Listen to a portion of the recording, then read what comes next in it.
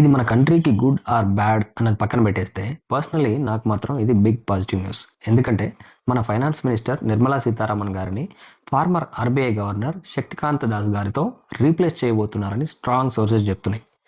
ఇది పర్సనలీ నాకెందుకు good news అంటే ఈ ఇమేజ్ ఒక్కసారి చూడండి. ఇండియా, యుఎస్ఏ, చైనాలలో LTCG, STCG and STT compare చేస్తే లాస్ట్ 10 yearsలో ఇలా ట్యాక్సెస్ని కంటిన్యూస్గా పెంచింది ఆల్మోస్ట్ మన కంట్రీ ఇండియా మాత్రం. ఎస్పెషలీ ఎస్టీటీ విషయంలో, ఈ ఎస్టీటీ గురించి ఆల్రెడీ ట్రేడర్స్కి బాగా తెలిసే ఉంటుంది. ఎస్పెషలీ ఆప్షన్ ట్రేడర్స్కి ఇంకా బాగా ఎస్టీటీ విషయంలో ఎంత పెద్ద షాక్ తగిలిందో ఆల్రెడీ వాళ్ళు అనుభవిస్తూనే ఉన్నారు.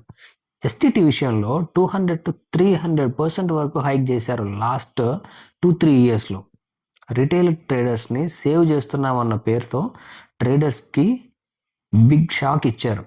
అండ్ ట్రేడర్స్ మీదే చాలా పెద్ద బర్డెన్ కూడా ఇది. ఇప్పుడు స్పెక్యులేషన్ ఏంటంటే శక్తికాంత దాస్ గారు ఫైనాన్స్ మినిస్టర్ అయితే ఈక్విటీ మార్కెట్స్కి పాజిటివ్ పాలసీస్ తీసుకొచ్చే ఛాన్సెస్ ఉన్నాయని అనలిస్టులు చెప్తున్నారు. ఎల్టీసీజీ, ఎస్టీటీని తగ్గించే దిశగా శక్తికాంత దాస్ గారు పాలసీస్ని తీసుకొచ్చే ఛాన్సెస్ ఉన్నాయని మార్కెట్ అనలిస్టులు ఎక్స్పెక్ట్ చేస్తున్నారు.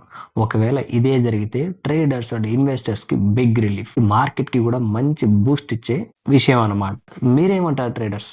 ఈ విషయంలో చేంజెస్ జరగాలంటారా లేదా? Do comment.